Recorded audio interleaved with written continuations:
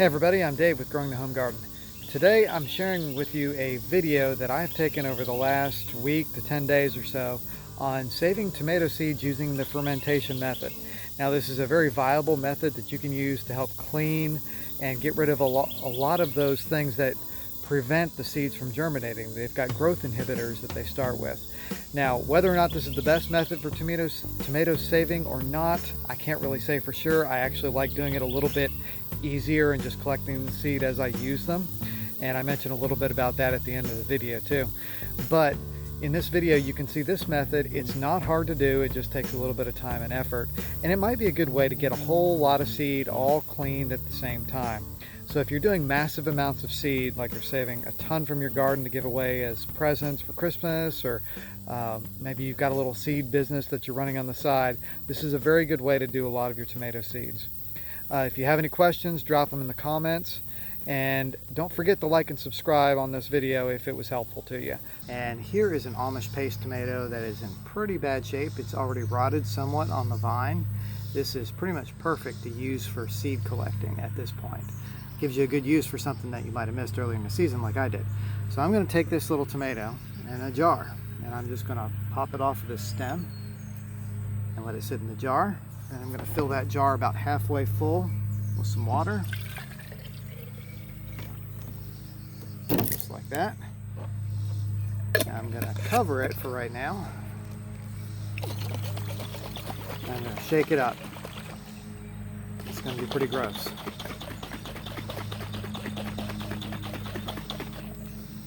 Okay, so it's got this little pink slop stuff here. And so the next step in letting this ferment is to just leave it alone for a while. As it ferments, these things will separate, and it's got plenty of natural yeast in it for the fermentation process. In fact, what I might do is I might come back and put a paper towel over top of this with a rubber band, or maybe even one of those rings that you put around the top of the canning jar, so that it will have some air to breathe from, because you don't want to have a completely enclosed environment for that. You want to get a little bit of air through it so you can allow that fermentation process to happen without breaking the jar open. We don't want that. So I'll have to leave that sit for a few days, and I'll come back with another video and show you how that works. But we're going to talk about some other seeds as well while we're waiting on the tomatoes to ferment. So here I'm showing you I added a couple more Amish paste tomatoes into this mix, so we should end up with quite a bit of seed here. And I've taken a different ring and put around the top, and I just covered it up with a paper towel. That should allow plenty of airflow for the jar so that it can continue the fermentation process. The step after it's been kind of fermented for a few days, what we'll need to do is drain off the water slowly, so we'll reduce it and then get rid of any pulp that might be in there. Okay, so here I am about 5 or 6 days later after I've got this tomato jar. And let's take a look inside here. Look at that. That's pretty gross. And you can see all the seeds have fallen to the bottom. And then the tomatoes are kind of rotting up here at the top. And what we're going to do next is we're going to remove the stuff at the top. We'll scoop it out probably just with a fork or something and throw that stuff away. And then we will gradually add water to this and try to strain these out, probably just in a regular strainer of some kind. Rinse them out real thoroughly, and then we'll put them out on a paper towel to dry. Alright, so basically I just took a strainer from the kitchen. Don't tell my wife till later. She'll find out eventually. And so I'm going to put this jar, which I've scooped out some of the gunk off the top. There's still a little bit left in there. And I'm going to pour through here and slowly just kind of strain off some of that icky gunk. I'm going to try to keep the seeds inside as much as possible. So the stuff that's floating is just going to fall into the strainer there, and I can throw that in the compost bin. See how that looks. See quite a few seeds down there at the bottom. So I'm going to fill this up with water and do this again and try to reduce the seeds that I actually have in here, or actually separate out the seeds a little bit better between the liquid and the actual seeds themselves. So I filled up the container, the jar here, with just water to kind of thin it out, And there in the bottom you can kind of see the seeds. They've already settled, which is good. It didn't take very long at all. So I'm going to strain off more of this gunk. I'm mostly just doing this to clear off anything that would be around the seeds, to make it easier to let them dry.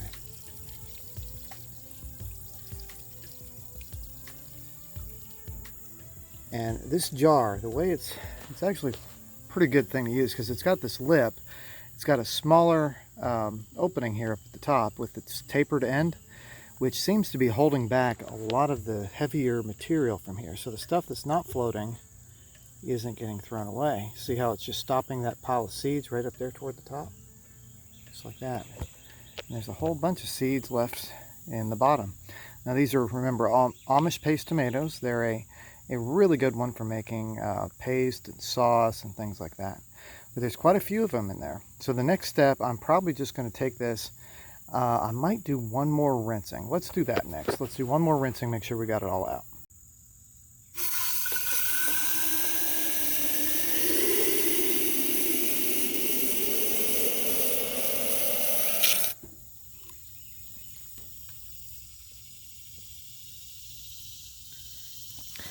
Now, one thing to note, if you have floating seeds, a lot of times that's a bad sign. If you have sinking seeds, that's a pretty good sign that you've got viable seed. So this is a good sign right here. So we're going to finish up by doing this rinse. And the whole reason I have the colander here is just to make sure I don't lose seed. I'm okay with losing all the gunk. And having this tapered end of the jar is a very, I didn't plan it that way, but it worked out really good. Okay, so we have quite a bit of seed. Look down in there. Check that out. That is going to be more than enough for me to grow plenty of Amish paste tomatoes next year. And that's assuming that they all come true to type. They might be some sort of variation if they got cross-pollinated with something next door, because I really didn't do any kind of protection on the seeds. A lot of times once they start, or before they start flowering, when they start budding out, if you cover them with kind of a mesh bag to prevent cross-pollination by insects, you can try to stay true to type. But here in this case, I did not do that. I'm kind of saving these things after the fact, which probably isn't the best seed saving technique in the world, but you know, it should give me some viable tomatoes of some kind next year. And if honestly, with everything I have in the garden, as tasty as the tomatoes are that I pick, if these Amish paste tomatoes cross-pollinated with something else similar in my garden, I'm probably not going to complain about it. I'm not selling seed. I'm not, you know, trying to keep it a certain strain together. So it's really not that big of a deal to me if the tomatoes turn out a little different. So with that, we're going to take this and go over and put it on a paper towel and let it kind of dry out. And that's the next step. We'll just go inside and take care of that. And here you go. These seeds, I kind of flattened them out because they were kind of grouped in clusters. All the moisture kind of made them all tight and kind of cling to one another. So I spread them out, put a couple of extra damp paper towels underneath so that it would help absorb a little bit more moisture. And here we go. Now it's just time to dry. So here we are. We're at the last step of saving the tomato seeds. And let me show you what we've got. After several days of drying, we've got a nice looking dry seed. Can you see that real well? Okay, it's all dry. You don't see any of the pulp and stuff that's on it. And it's ready to be packaged up into some seed envelopes. Now, what should you use for a seed envelope? There's a lot of homemade things you can do out there. Look for tutorials on it. You can fold paper and do all kinds of stuff with it. Or you can go out and you can buy some things. And there's a lot of things that work. My preference is to have something that's paper. And the reason for paper is just because it will actually allow the seeds, if there's any extra moisture in there, to continue to dry. So I just ordered these a while back, probably a couple years ago now, online. It's just a seed packet, so you could put a label on it if you want to. You could draw on it or just write on it. If you're wanting to give it away as a gift, you can make some sort of fancy print and put on there. So you got a few different options with it. I've also used these types of envelopes before. These are just coin envelopes, and you can get them in large quantities right there. See, I think my son wrote on that one. but we saved some black-eyed peas from 2015. So they're coin envelopes. You can get them in large packages. They're very cheap, easy to do, and to me, it makes more sense to just buy them because I don't want to spend all this time folding paper and doing all that kind of stuff. But if you like crafts and things like that, go for it. You know, nothing wrong with it at all. It just depends on how much time you want to spend on it. Now, the other one you can do is there's these other coin envelopes that are made of plastic. Now, plastic is fine as long as your seeds are completely dried out, because you never want to end up having any kind of moisture in your seed packs, because that moisture could lead to rot and fungus and mold and things like that, and that's bad for seeds. So basically, you got a few options, just sharing those with you today. And all I'm going to do is I'm going to take these seeds and put them in the seed packet, make sure I label it, and put them away. And so you've gone through the whole process from the beginning with saving the tomatoes, putting them in a jar with some water, and letting it ferment for a few days. And once that's fermented, you clear it, you take out the gunk, you take out the tomato debris, get rid of all that, and then you just kind of rinse and then strain.